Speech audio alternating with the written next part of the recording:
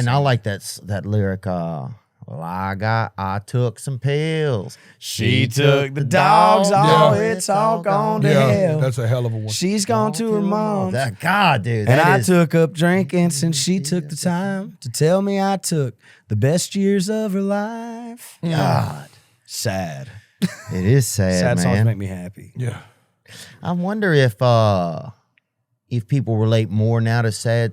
Do you think that overall that music's sadder or different than it was when we were like growing up? And you and I are probably more closer to age than Ernest, but like I just wonder sometimes, you know. I think so.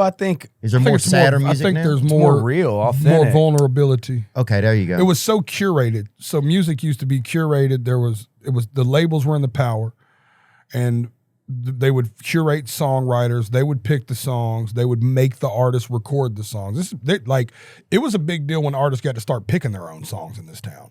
There was a time where Really? like labels were like, "This is your song." I get in trouble every time I do this, by the way. But fuck it. I called it the BuildABear System, right? Like Nashville was like Build-A-Bear. Like they would find a bear.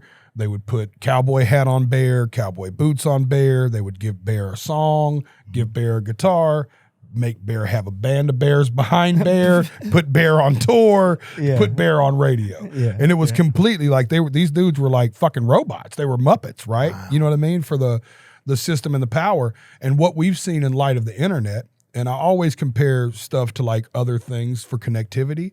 In comedy, we've seen it as well, right? In podcasting and in the ability to y'all to go direct to consumer, right? Like the idea that a guy like Zach Bryan can be writing songs in the military and sets up his phone and just sweating, just singing his ass off and can connect with people with no in-between, right? Yep. And that's why sometimes the establishment don't like him, because they had absolutely nothing to do with his success. But we've gotten to a place where like we're back. The last time this really happened, and somebody's going to argue with me, but fuck them, was in the 60s and the 70s, the singer-songwriter movement. Yeah. Right? Where you would see guys that were like writing their own songs and singing their own songs. Willie Nelson, Wallen, Dylan, James Taylor, the Outlaws. But I mean, it went over like, I was playing Jackson Free. Have you wrote with him yet? Oh yeah.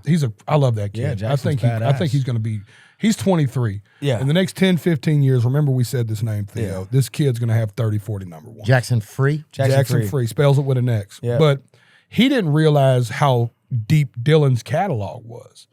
Because like, if you're like, I don't know, do you ever get into Bob Dylan? Bob Dylan? Yeah, no. So was it the nasal thing that threw you off? I don't remember. I just don't know if I just don't remember him that good. But it's like you've heard some of his songs without knowing it, right? A heart of gold. Is that him? That sounds like Tom Petty. Yeah, for sure. Tom Petty, maybe. Oh yeah, I like Tom Petty. Bob Dylan's kind of a